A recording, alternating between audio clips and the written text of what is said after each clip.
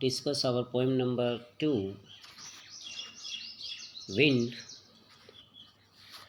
given on page number 30 in your book Beehive. This poem is written by Subramaniam Bharti in Tamil, but it has been translated by A.K. Ramanujam into English. So, wind means fast breeze, तेज हवा, जिसको आप अपनी भाषा में आंधी भी कहते हैं. The wind blows strongly and causes a lot of destruction. हवा तेज चलती है, बड़ी मजबूती के साथ चलती है और बहुत ज़्यादा विनाश करती है. How can we make friends with it? हम इसके साथ दोस्ती कैसे कर सकते हैं?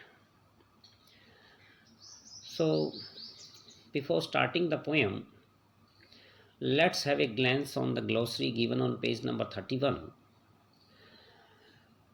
Popping fun, making fun of means मजाक करना. Rafters, sloping beams supporting a roof. English में हम इसको बीम्स भी कहते हैं, जो कि घर की छत को सहारा देने के लिए यूज़ किए जाते हैं. और हमारे कुछ पुराने घरों में लकड़ी की जो कड़ियाँ होती हैं, उनको भी आप रैफ्टर्स या बीम्स कह सकते हैं. विनो blow grain free of chaff, separate grain from husk by blowing on it.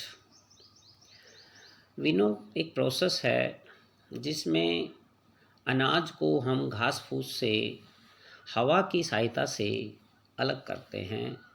जैसा कि पिक्चर में दिखाया गया है, ये जो दो महिलाएं हैं, ये ऊपर से अनाज को नीचे गिरा रही हैं और जो हवा चल रही है उसकी सहायता से जो घास फूस होता है वो उड़कर दूर चला जाता है और अनाज उससे अलग होकर के नीचे गिर जाता है.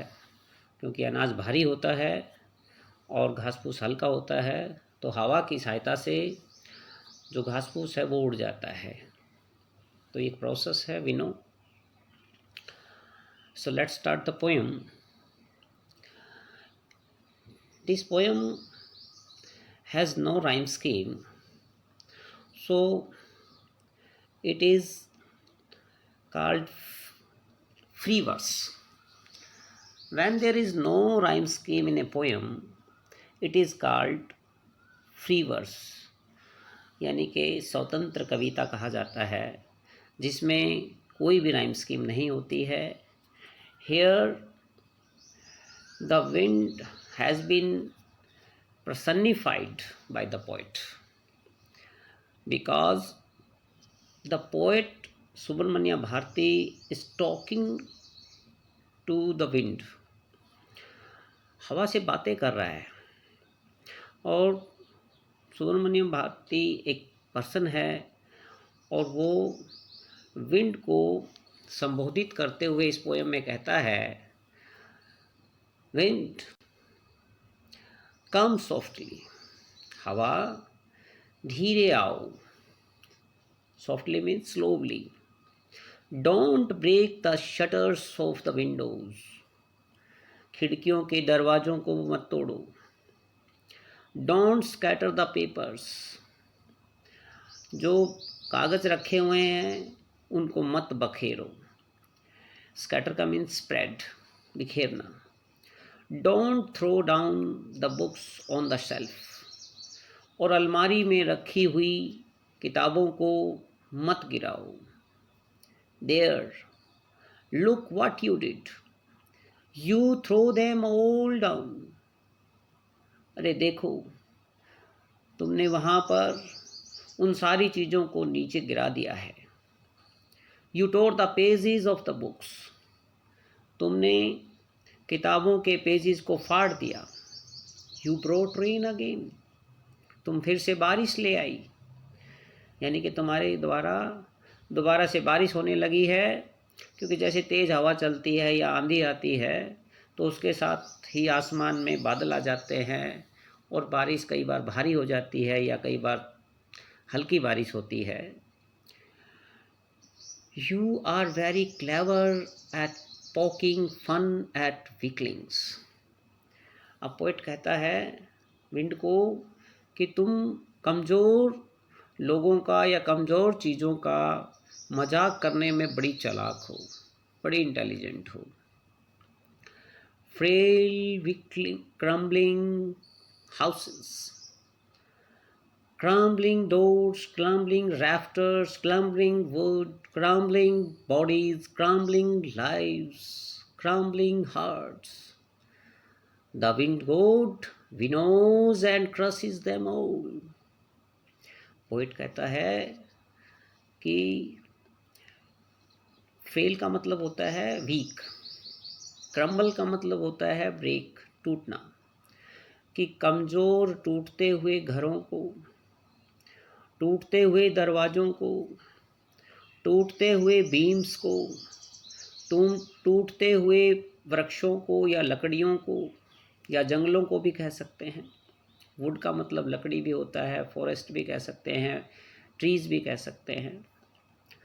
क्लम्बलिंग बॉडीज़, टूटते हुए शरीरों को, टूटते हुए जीवन को, टूटते हुए दिलों को। हे पवन देव, तुमने इन सब को नष्ट कर दिया है। विनो का मतलब सेपरेट कर दिया है, तोड़ करके, एंड क्रशेस देम ऑल, और उनको कुचल दिया है। हे पवन देव, तुमने उनको मतलब नष्ट करके कुचल दिया है, एक दूसरे से अलग कर दिया है। He won't do what you tell them him. अब ही यहाँ पर कौन है? विंड। अब poet is talking to wind. अब वो कहता है, रीडर से कहता है, he won't do what you tell him. You कौन है? रीडर्स। और ही कौन है? विंड। कि रीडर्स, तुम पवन से या हवा से जो तुम कहोगे वो नहीं करेगा, यानी कि वो तुम्हारी बात नहीं मानेगा। So come let us build strong homes. आओ मिलकर के मजबूत घर बनाएं। Let's join the doors firmly. Firmly means strongly. आओ अपने घर के दरवाज़ों को मजबूती के साथ जोड़ें। Practice to firm the body. Practice means to take exercise. और अपने शरीर को मजबूत करने के लिए एक्सरसाइज करें, व्यायाम करें। मेक द हार्ट स्टेडफास्ट, और अपने हृदय को स्टेडफास्ट, अनबूट और स्ट्रॉन्ग बनाएं। डू दिस, ऐसा करो, and the wind will be friends with us. अगर हम ऐसा करेंगे तो जो हवा है वो हमारी मित्र बन जाएगी। The wind blows out weak Fyers.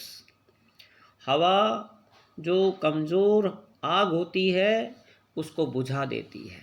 जैसे हम माचिस की तिल्ली को जलाते हैं तो थोड़ी सी हवा चलते ही माचिस की तिल्ली बुझ जाती है।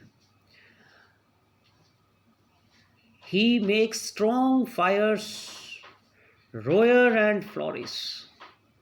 और जो हवा है तेज आग को और ज़्यादा गरजने वाली बना देती है और उसको और प्रचंड बना देती है, डेवलप कर देती है। जैसे जंगल में जब आग लगती है तो जैसे जैसे हवा तेज चलेगी उतनी ही आग जो है गर्जना करते हुए या आवाज़ करते हुए और ज़्यादा तेज़ी से फैलती चली जाती है।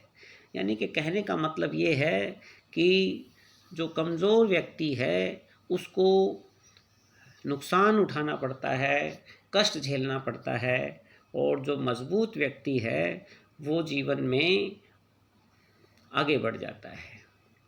हिज फ्रेंडशिप इज़ गुड, यानी कि हवा की जो दोस्ती है वो अच्छी है। We praise him every day, हम हर दिन उसकी प्रशंसा करते हैं। So in this poem the poet is talking to the wind.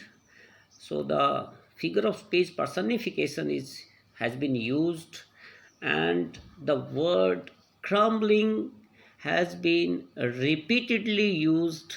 So it is called repetition, and the wind is symbolized with the challenges and difficulties in life. So it has symbolism also. The central idea of or the theme of the poem is that we should face the difficulties and challenges in our life boldly or bravely. Wind is a symbol of problems and obstacles which are to be dealt without fear. We must be friends with the wind and obstacles to cope with hard situations. So students, we should be brave and firm in our life and face the difficulties or challenges with courage and determinations. So that's all about this poem. Thank you.